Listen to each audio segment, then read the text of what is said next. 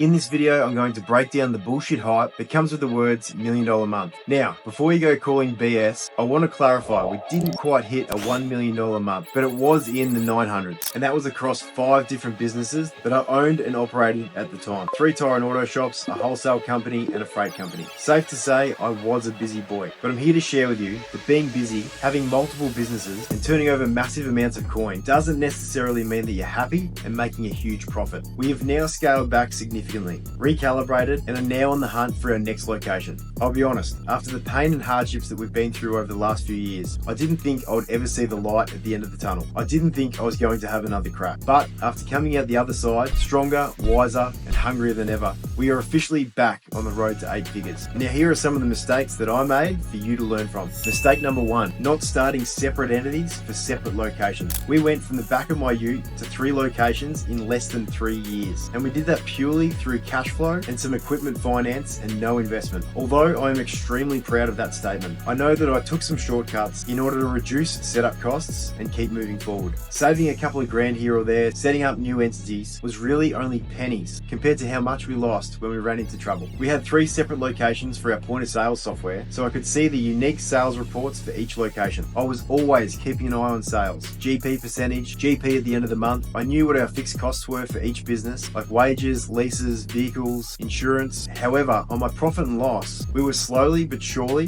losing margin. According to the sales reports, we were flying. We were smashing our budgets. Our managers were hitting their KPI bonus targets, but where was the money? It was clear we were overspending on product. Some months we were buying more product than we were actually selling. And because our purchasing came in from 3 different locations, I was importing tires by the container from China and sub-distributing, doing a lot of bulk buying from other suppliers. So it was very hard to pinpoint where or who was being sloppy with their ordering. Long story short, we discovered that our entire team from one location was stealing from us. It was an extremely devastating time for me and my family. I had to move 3 hours away from my wife and newborn daughter so that I could steer the ship and keep our heads above water for 6 months. Mistake number 2, awareness of my own limitations. There's 2 sides to the coin here, because if I had have been aware here, I might not have learned certain key elements to building an 8-figure business. And now that I have been to the ceiling, hit it, learned lessons through the emotions of setbacks, I now have so many tools in my tool belt. And as we commence our journey once again to 8 figures and beyond, I now know the next moves to make with confidence. That move is to hire subject matter experts and focus more on the management and leadership team, as opposed to me thinking that because I'm the founder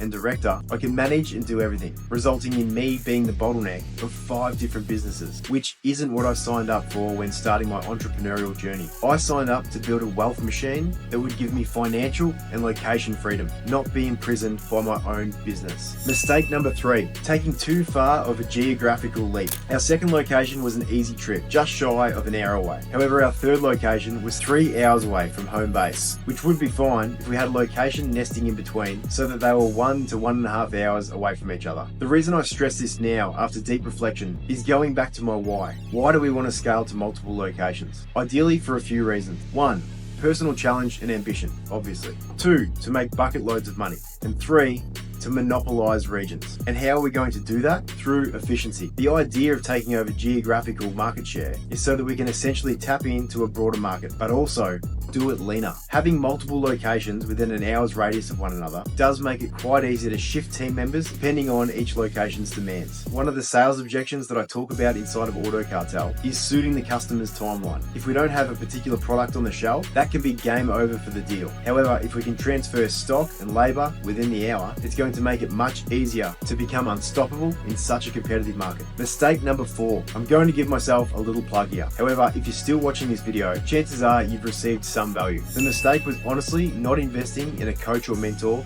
much earlier, thinking that I could just do it all on my own. Don't get me wrong, that is why I learned so much. I failed forward every time. If someone told me the stove was hot, mate, I wanted to touch it first. But being transparent with you, this method cost me a lot more in mistakes than it would have been for mentorship. Guys, before we wrap this video up, if you are in business, firstly, just give yourself a pat on the back. Doesn't matter how big or how small, it's tough. I also want you to know that you can achieve anything. The opportunities at our fingertips in the automotive industry are insane. You just have to think bigger. What you create in your mind can be fabricated into existence. Back yourself.